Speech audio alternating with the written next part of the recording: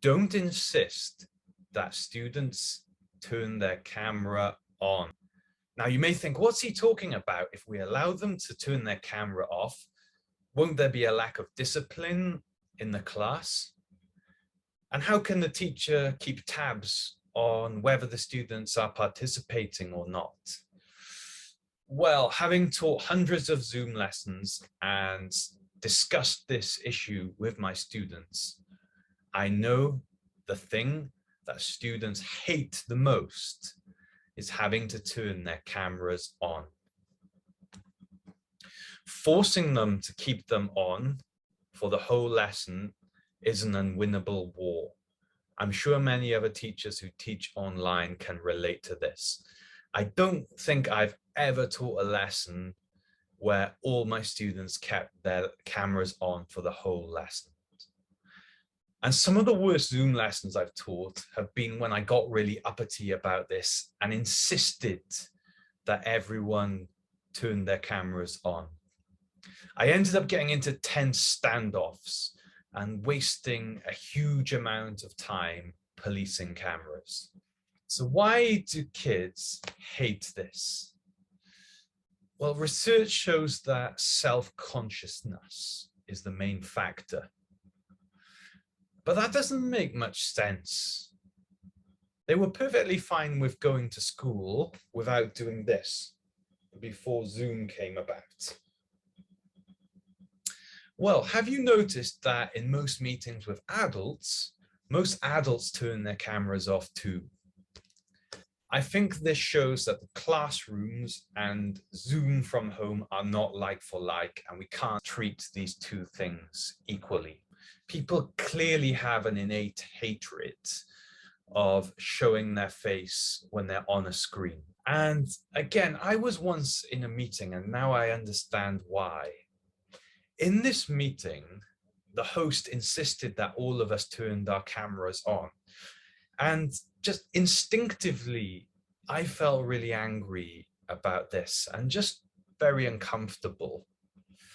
And in the end, myself and almost half the adults in the meeting all rebelled and we turned our cameras off.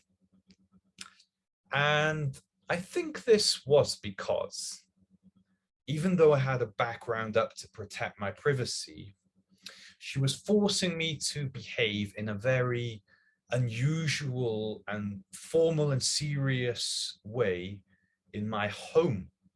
I associate my home as a space of relaxation, and I felt she was invading my home by forcing me to behave in this way. And it almost felt like she had a CCTV camera into my home. And the second thing that made me uncomfortable is that when I'm in a room with other people, I know when somebody is looking at me. But on Zoom, it's like a panopticon. The panopticon is the imaginary prison designed by the philosopher Jeremy Bentham, where the guards can see the prisoners at all times, but the prisoners don't know when the guards are looking at them, which effectively compels the inmates to regulate their own behavior.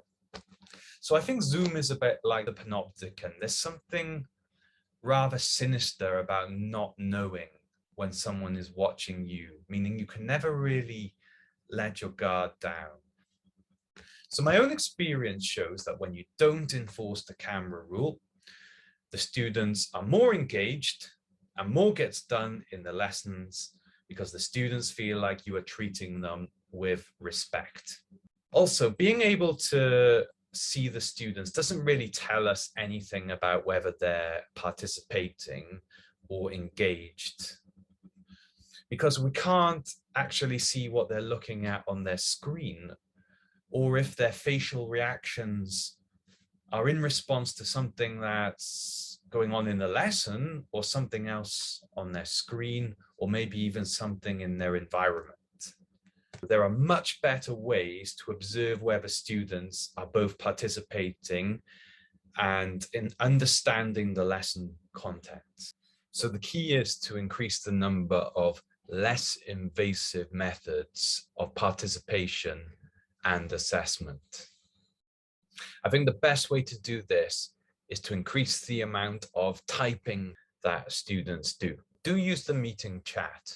I know some teachers who really hate the meeting chat, and they complain to IT that the chat's exploding in their lessons and they want it disabled.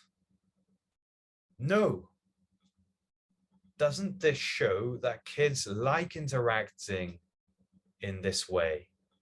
So use it to your advantage.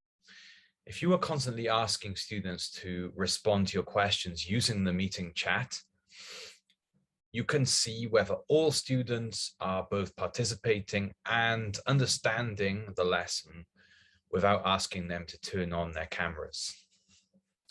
There's also a big advantage to this, which you don't have in face-to-face lessons.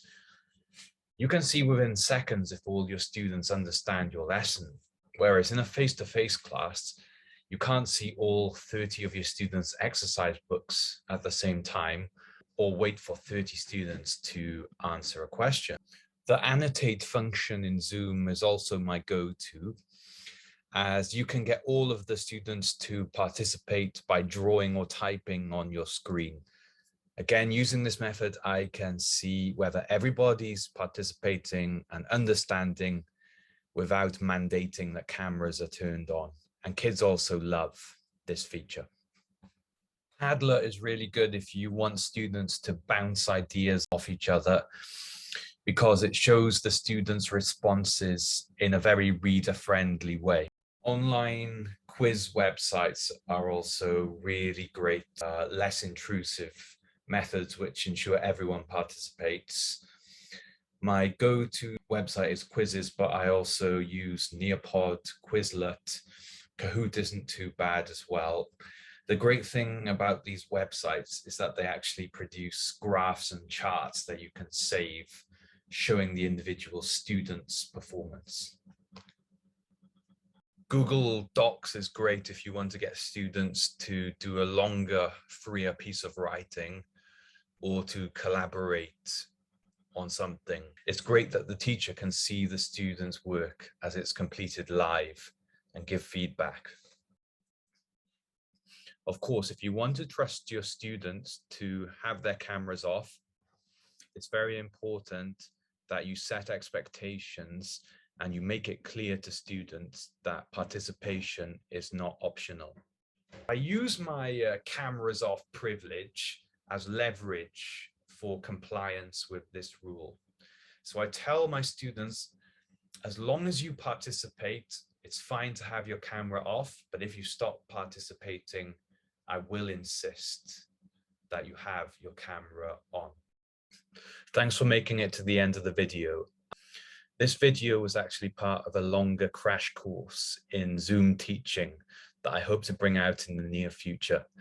So if that interests you, stay tuned for that. Please support this channel by liking and subscribing, as this is a new channel and it would really help out my algorithm. I plan to bring out many more videos on the topics of online teaching and face-to-face teaching, sharing my knowledge from what I've learned in class and things I've read about and researched.